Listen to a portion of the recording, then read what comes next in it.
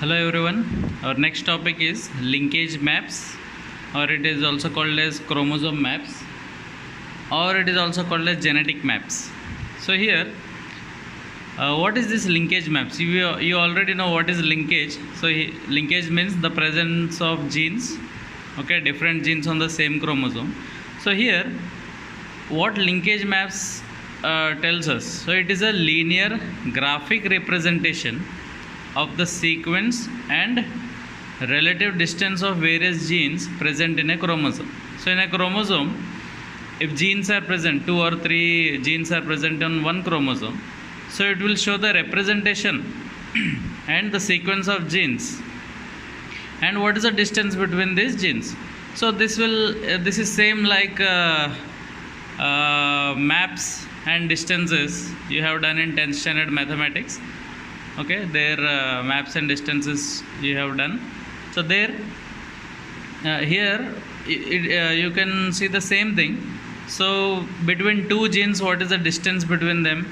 And if the distance is less, so you know it already, less distance, less crossing over, more distance, more crossing over. So if the distance between the genes is more, so recombinations will be more. If the distance between the genes is less, then recombination does not take place, or very less recombination takes place. So it was, this linkage map was first prepared by Sturtevant in 1911.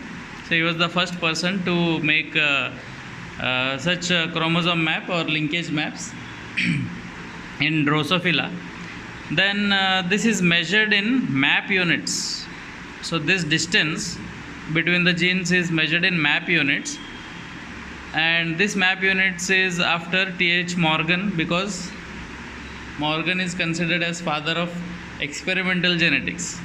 So if there is 1% of crossing over, then the distance will be 1 map unit, or you can call it as centimorgan. So 1 map unit or centimorgan. If the crossing over is 10%, that means 10 map units, then it is called as decimorgan. If the crossing over is 100%, then 100 map units called as morgan. So these units, measurements and units you need to see.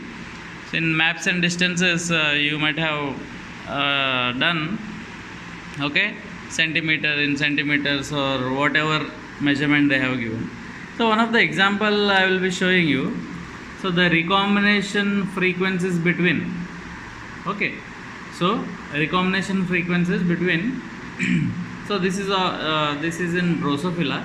So black body, the gene representation is B, and vestigial wings VG. So their recombination frequency is 18%, means 18 map units. Then black body and cinnabar I. So I color is cinnabar CN, and their recombination frequency is 9. Cinnabar I, CN, and vestigial wings VG, it is 9.5%, means 9.5 map units. So if we will show as a linkage map or chromosomal map, very simple. For example, this is a chromosome. So consider this is a chromosome where 2 or 3 or more genes are present. So black body gene is present here, cinnabar gene is present here, CN, and VG gene is present here. So between black body and vestigial, we have seen black body and vestigial wings, how much? So this all together 18%. or 18 map units between black body gene and vestigial wings gene. Second one, black body and cinnabar I. So between these two, 9% or 9 map units, and between cinnabar I and vestigial it is 9.5 map units. So altogether, so 9 plus 9 we get approx 18%. That is 18 map units. So this is how linkage maps or chromosomal maps are represented. So it is a linear graphic representation, okay, So what this representation shows? It shows the sequence of genes. So it is a linear graphic representation. It will show the sequence and the distance between various genes present on the chromosome. So this is all about linkage maps or chromosomal maps, or you can also call it as genetic maps. Our next topic is sex determination. So here sex determination means it is the establishment of male and female individuals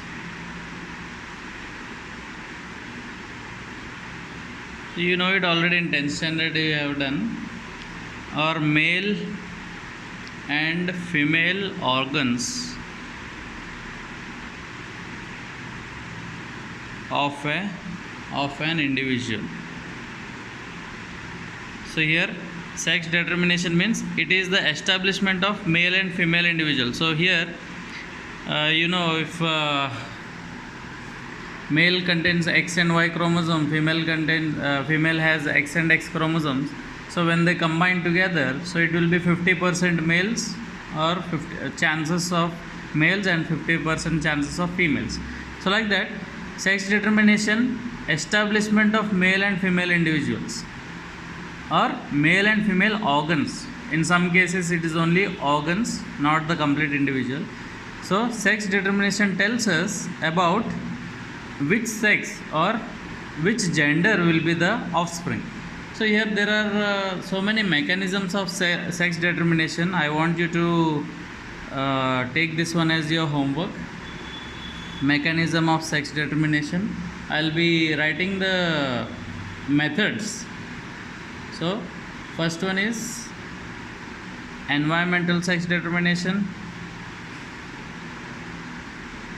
So which organs which organisms behave as males or females basing on the environment.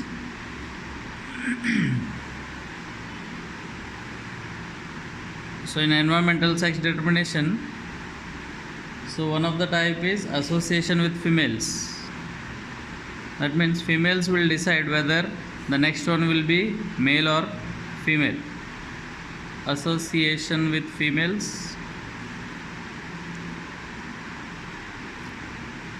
Second one, egg size. If the size of the egg is big, then the offspring will be female. If it is small, then it will be male.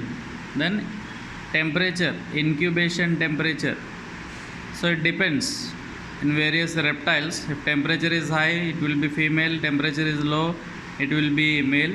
So depends upon various organisms. In crocodiles it is different, and in turtles it is different. Second method is non-chromosomal sex determination. I'll write it: environmental sex determination, non-chromosomal sex determination. Okay, so here especially in bacteria, if fertility factor is present, then it is male. If it is absent, then it is female. And in Chlamydomonas, there are some positive and negative genes. So if it is positive, then male. If it is negative, then female. So I want you to go through that. This is your homework. The third one is chromosomal sex determination. This you know, all of you, especially in human beings.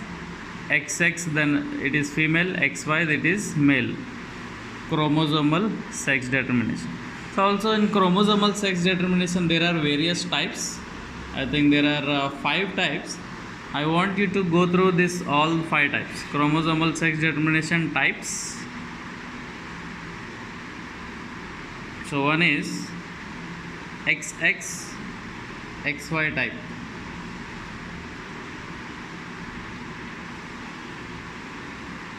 Okay, in this XX is female. You know it already, so we are just wasting time. And XY will be male. Second one, XX XO type. XX XO type. So here the same thing. XO will be male. I want you to go through the examples of this mainly. Next one, ZW, ZZ type. So here ZW will be female and ZZ will be male. Next one, ZO, ZZ type, and this also ZO will be female and ZZ will be male. And the last one, we will be discussing this when we once get into our normal classes. Haploid diploid mechanism, or you can say haplodiploidity. So especially in insects, especially honeybees, okay, wasp, ants. So here there will be queen bee and there will be drones. So all these things, haplodiploidity. These are the 5 types of sex determination, chromosomal sex determination. So I want you all to go through all these types and the examples having this chromosomal sex determination. This will be your homework. This whole thing, sex determination, will be homework. Make a report on it, make notes on this sex determination, all these factors. Okay, that's all.